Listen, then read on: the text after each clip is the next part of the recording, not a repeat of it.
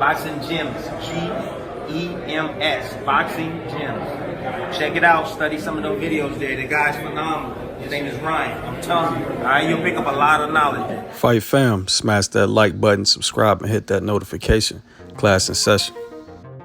Overall, it was a good performance by Jaron Ennis as he won all 12 rounds on the judges' scorecards. However, the talk of the YTBC is about the nature he went about beating a largely unknown fighter and the difficulty Boots had with lateral movement and cutting off the ring. Boots actually was cutting off the ring. It's how he did it that made him run into some issues. Cutting off the ring refers to a strategy used by a fighter to corner their opponent, limit their movement, and increase the chances of landing a punch. It involves using footwork and movement to position oneself in a way that forces the opponent to retreat towards the ropes or a corner of the ring where they will have less space to maneuver. To cut off the ring, a fighter may use a variety of tactics such as feints, jabs, and lateral movement.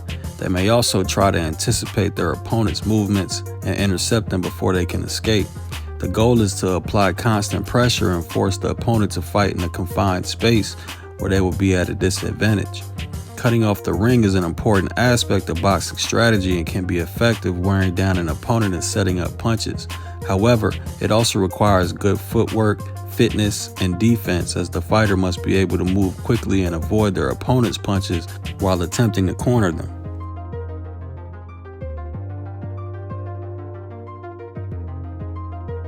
Through large portions of the fight, Boots neglected to use jabs to position his opponent and decided to reach and wing big power shots or walk into lead crosses. The leaping left hooks had Boots doing complete 180s and ending up with his back to the opponent. Then the crosses had him reaching, leaving him off balance. But his main issue was his footwork that he used to cut off the ring and set up offense. Crosswalking in the range forced Boots to attack linear and lose the contain of the cutoff. It also left Boots off balance or in bad positioning and vulnerable. Left in the 10th round. In exchange.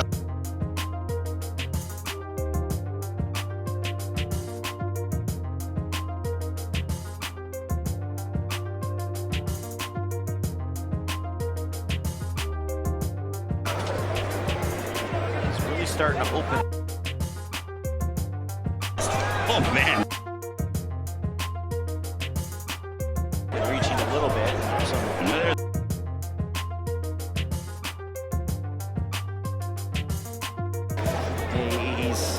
He's boxing. We go through the history books of boxing, though. But just showing about the fact that Chukadzian did not come just to lie down. A nice right hook to the body. Oh, but Good John. And the way Ennis is walking him down. Nice, you got to go. You want survival mode, but in a way where...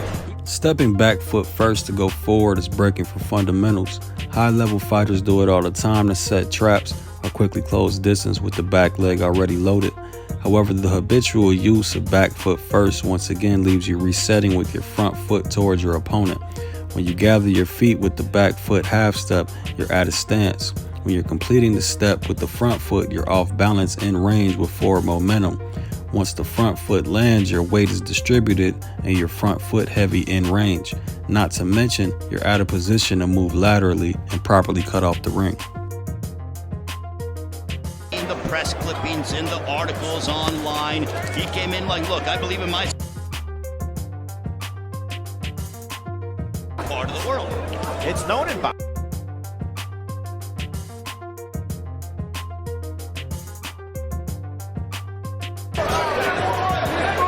Took his shot, but then he's going to go after that. He's not going to stand in the pocket with Ennis. Shuffling in the range is the same issue as back foot first if you land mid-range, with the added task of gaining proper balance on the land than defending.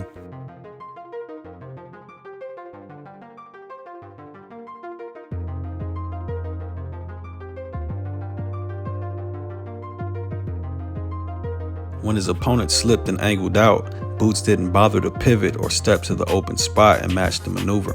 He elected the rhythm step, hop, or half step, ending up gaining no distance, which left him in vulnerable positions.